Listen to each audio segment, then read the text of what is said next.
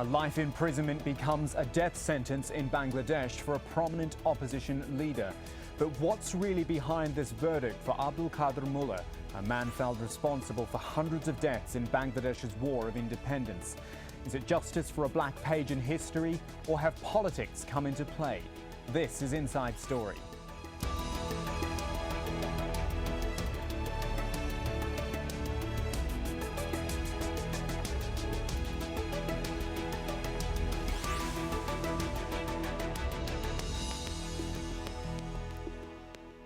Hello everyone, I'm Kamahl Santamaria. It's all supposed to be about closing a chapter, finding justice for those killed in a war of independence over 40 years ago. But the legal system in Bangladesh, and maybe the political one too, is now finding out just how tough that task is.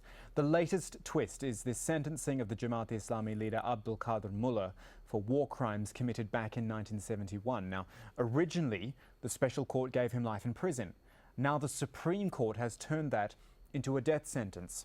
But whether the sentences were too lenient or too tough, the big question is why was it changed and who influenced it? Our discussion in a moment after this report from Shamim Chowdhury. When Abdul Kader Mullah was given a life sentence for his part in Bangladesh's war of independence, that should have been the end of the matter. But it was not how thousands of Bangladeshis saw it. Many claimed the sentence did not reflect the severity of his crimes, murder, rape and torture. So they took to the streets demanding he be hanged. In response, the Bangladeshi parliament quickly amended the law to allow the prosecution to appeal the verdict. Those who had called for the death penalty welcomed Tuesday's decision. I am very happy from my heart and soul. Justice done. But Mullah's lawyers say the ruling is unconstitutional. You don't need to be a lawyer to understand that if Parliament changes the legal position to ensure that a person is sentenced to death, that something is wrong. The government claims 3 million people were killed during the 9-month War of Independence in 1971, but other sources put the figure as much less. All 6 men convicted so far are members of Jamaat-e-Islami, the third largest political party in Bangladesh and a key ally of the main opposition Bangladesh National Party. That's why critics claim the war crimes trials are politically motivated, and human rights groups have accused the court of lacking impartiality. The trials have sparked violent nationwide protests with more than 100 deaths since January. Now that Mullah's death sentence has been announced, more protests are likely to follow. Shamim Chowdhury, Al Jazeera. So let's introduce the panel for today on Inside Story. Joining us from Dhaka is Imtiaz Ahmed. He is a professor of international relations at the University of Dhaka. And then in London, Syed Shajidur Rahman Faruk, who is the General Secretary of the Awami League in the UK. The Awami League is the governing party. And also from London is Abu Baker Molla, who is a spokesman for the opposition group, Jamaat-e-Islami. So we've got all the bases covered. I thank you all for joining us today. There's so much we could talk about, and I know it's an emotive issue, but I really want to start with the legal side of things. Just the first few questions to deal with this legal issue. Why don't I start with Imtiaz Ahmed in Dhaka? I know it's controversial, but the fact is the law does allow prosecutors to appeal sentences which are handed down by the court. So what has happened is effectively within the law. Well, on this case, I think when they changed the law, they made it quite clear that there will not be this review petition. And I think the law minister has already spoken on that there will not be any review petition. The only place I think there is some scope for mercy is the presidential mercy. That is, I think, what I understand from whatever I've heard and read so far. Okay, let's bring in our other guests now. I want to go to London and talk to Abu Baker Molla, who is from the Jamaat-e-Islami party. Your view, again, on the way this law was changed, just to deal with the legal side of things. Was it all completely see-through to you? It is very clear the motive of changing of the law was nothing but to hang Mr. Abdul Kader Mullah. And that law was not in place originally when the law was enacted in 1973 because of the demand of the supporters of the ruling regime in the state, and the Prime Minister in the Parliament has appealed to the parliament members and appeal to the judges of the tribunal and the court that they should listen to the demands of the people to hang the leader of Jamaat-e-Islami, Mr. Abdul Kader Mullah. So it is not for the justice. Government has changed the law. It is for the political purpose to destroy Jamaat-e-Islami and giving a bad name to the leaders of Jamaat-e-Islami that they have changed the law. Rahman Faruk, why don't you reply to that? It's a totally rubbish the way Mr. Abu Baker Molla said is politically motivated. I can say categorically this is not politically motivated. This is the demand of millions of people. Those who are accused of crimes against humanity, war crimes, crimes against all sorts of killing, looting, raping. So first of all, the Supreme Court awarded death penalty to Mr. Abu Baker Molla. I, along with millions of people in Bangladesh and abroad, we are delighted after the verdict of the court that those who are the victim, they get the justice. Now, so you're comfortable, let me just interrupt 1 second. You're comfortable with the idea that a law can be completely changed to suit the will of the people in the middle of an independent tribunal? I'm coming to this point. Go on. Of course, the parliament has changed. The parliament has got the constitutional right, and they can change. Though I am not a lawyer, I'm not going into in depth, but what I'm trying to say, this is not a politically motivated. The Supreme Court examined extensively all the evidence and the documents. They also, through the process, they have taken the opinion from the top lawyers of Bangladesh. So I am sure this is where Abu Baker Molla was accused of killing hundreds and hundreds of people. So of course, I can ask you, if people killed, if people raped, if people slaughtered people, don't you think they want the justice? Okay, let me put that to Imtiaz Ahmed in Dhaka then. You're a more independent voice, I guess, in our discussion today. Having heard the two gentlemen's arguments there, does it sway you either way? Well, yes, it is difficult to, both sides have points to make, and I think the part of the reason why it became as such, where both sides have totally different opinion, is because we do have this issue of crime against humanity, which I think Mr. Rahman was trying to point out. But at the same time, if you take the legal issue, since the trial was done on a domestic court and not in the international court, that itself became a problem. Some of us who have been working on this issue for years, we also wanted an international court. Mohammed Abu Bakr, can I come back to you in London? Because we've heard a lot, we've talked about the legal side of things now. We've also heard a lot about the will of the people, apparently, to change the law. I'd like to hear from your side of things and tell me about the amount of support that there is for Jamaat-e-Islami and for this gentleman in particular, because I think we hear a lot about the protests on the street who, force the change in the law. You know that international human rights organization Human Rights Watch has criticized, and Bar Human Rights Committee has criticized that government has retrospectively changed the law. And as I have said, the purpose of changing the law was to hang Mr. Abdul Kader Mullah.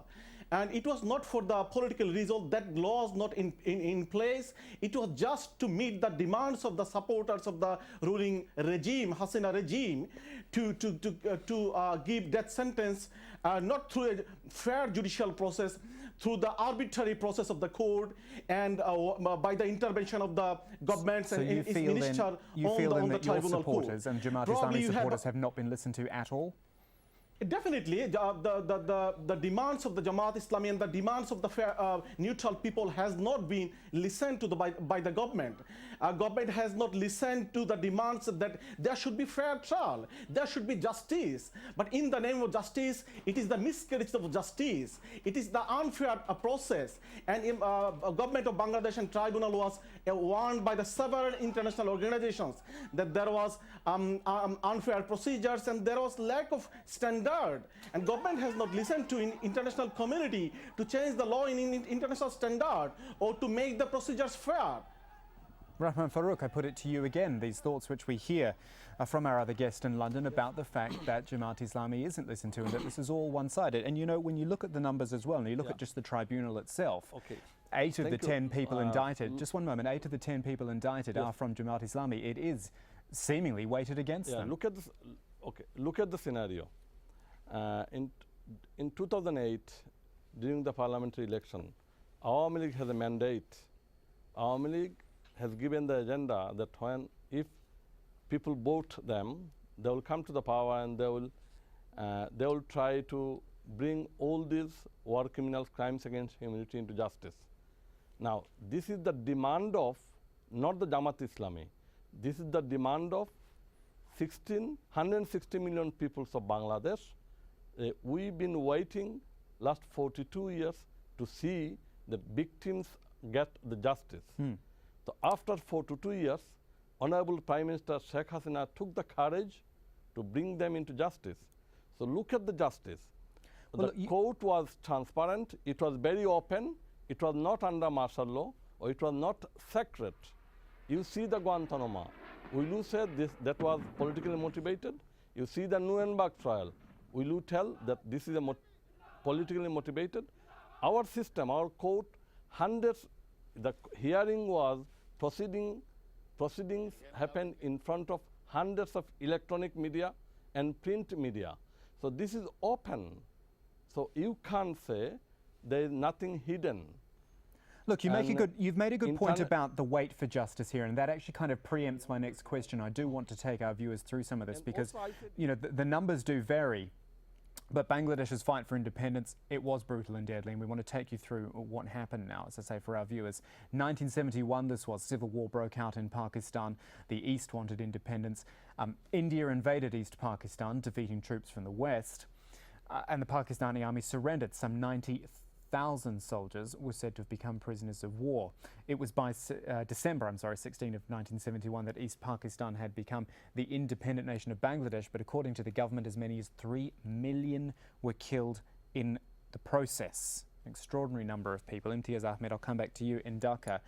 Why has this taken so long? I think viewers, particularly those who are new to this story, might be thinking 42 years after it happened, and only now we're getting to a process which is so difficult and prompts so many more problems as well. Well, several issues, I think. It got delayed. One is before 75, particularly the real perpetrators, that is the military, the Pakistan military, they were at one point in time pardoned. That itself became a problem. Although the Collaborators Act remained, Jamaat also became a legal entity. Back in 71, right after independence, it was banned. All religious political parties were banned. But then after the change of 75, they were allowed in. And that created a different kind of problems altogether. And the reason I think it took so long is mainly domestic politics. I do want to bring in now, though, some of the reaction we've had from our viewers on Facebook. Have a listen to some of these comments, gentlemen. Naqib Zaki has said, no one in the world recognises this so-called court other than the government establishing it for political motivated reasons. Ahmed Zulkarnain Alfi has told us, I know him as a war criminal, I support his death sentence, but our government is using this war criminal as propaganda to win the elections. We also hear this from Emir Baluch, who says his party worked for Pakistan during Bangladesh's 1971 liberation war. Jamaat-e-Islami party leaders ordered the massacre of thousands of innocent people. His party is guilty of war crimes. So it's quite sort of vehement opposition there. But we also hear this from Charles Lindbergh, who said these kind of retaliatory penalties will only bring more resentment and vengeance. Can I put that to you, Rahman Faruk? Let's put it this way. after 1975, the father of the nation was assassinated, Bangabandhu Sheikh Mujibur Rahman. After that, Ziaur Rahman came to power, who was accused of Bangabandhu killing. And Ziaur Rahman has brought Ghulam Azam, has brought Shajidur Rahman, the war criminals, crimes against humanity, into power and made him prime minister. And Begum Khaleda Zia, when she was in power, she made Mujahid and Nizami ministers. So can you imagine those who are involved in 1971 war criminals, crimes against humanity, they became in power after the death of Bangabandhu Sheikh Mujibur Rahman. Those who are involved in crimes against humanity, they should get into justice. That's why 2008 Sheikh Hasina, the Honorable Prime Minister of Bangladesh, has the manifesto, and in the manifesto it was then 2008 declared that if we come to power, we will bring them into justice. And the process has started from 2009. So this is not today's process that we want to win the election. Okay, Mohammed, let me bring Mohammed in over in London as well. You know, I know you feel that the process is weighted heavily against Jamaat-e-Islami, but are you're for the idea of a tribunal, aren't you? The idea that Bangladesh will go through this and that this will actually happen, and that somewhere along the line the right people will be charged for those atrocities of 40 years ago. Our position is very clear. We are for the justice, we seek justice, we have demanded justice. Our position was that, and our position is now that, and we will continue to demand that there should be an internationally supervised tribunal. There should not be any sham tribunal and sham trial, any politically motivated court.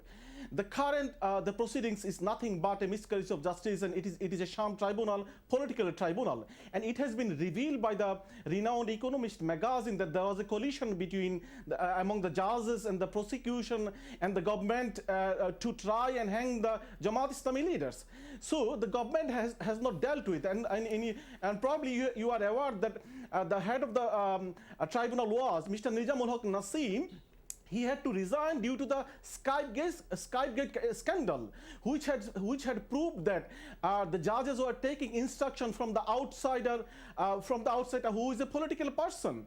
So it is not a fair tribunal. It is a sham trial. It has been proven, and as Mr. Imtiaz has pointed out rightly, that amnesty was given to the original war criminals of the Pakistani Defense Forces. But after 40 years of the liberation, the opposition political parties, especially Jamaat-e-Islami, the key ally of the main opposition party and the third largest opposition political party, has been targeted to only for political reason and to destroy them from the politics of Bangladesh. So what then? Before the election, the verdict has been given. The leaders and members of the Jamaat-e-Islami has been arrested, and What then do you leaders do? have been arrested and locked up. If I can interrupt and you, even sir. the editors and the journalists have been arrested. It is nothing but for political reason only. It is not for the justice. Can I ask you then, what do you do then? Because if you're saying you're being marginalised and people are being arrested and put on trial and all that, how do you take your fight further then? Oh, it is our demand to the international community, and especially to the United Nations, that there should be an international tribunal, should be formed immediately, and the current proceedings should be stayed immediately, and government should be allowed to carry out its heinous politically motivated vendetta to crash the opposition political party. There should be an internationally supervised tribunal for the sake of justice. And we'll be in the street. We'll continue our demand in the street, inside the Bangladesh and outside the Bangladesh, and we'll carry out our diplomatic action that there should be an international supervised tribunal, and this politicized tribunal should be immediately stopped, as has been demanded by Bar Human Rights Committee, as has been criticized by the human rights organization Amnesty International, Human Rights Watch, and UN Working Rights Group termed it as an arbitrary tribunal. Rahman Faruk, I think Mohammed's actually made a fair point. I'm sure you'll disagree with it, but I think it's a fair point in that Yes, thank you. Jamaat-e-Islami has been marginalised. It's been, the court has taken it off the... Can I say Can I just ask the question first? The Jamaat-e-Islami has been taken off the electoral register. They've been banned from running in the next elections. They are being marginalised here whilst there's supposed to be a tribunal going on to find out what went wrong in the first place. Again, I must repeat it. This has not started today or yesterday. It has started in 1973. There was the International Crimes Tribunal Act 1973 allows prosecutions and the defendants, and they allows to bring those who are war criminals, crimes against humanity, those who are accused in killing.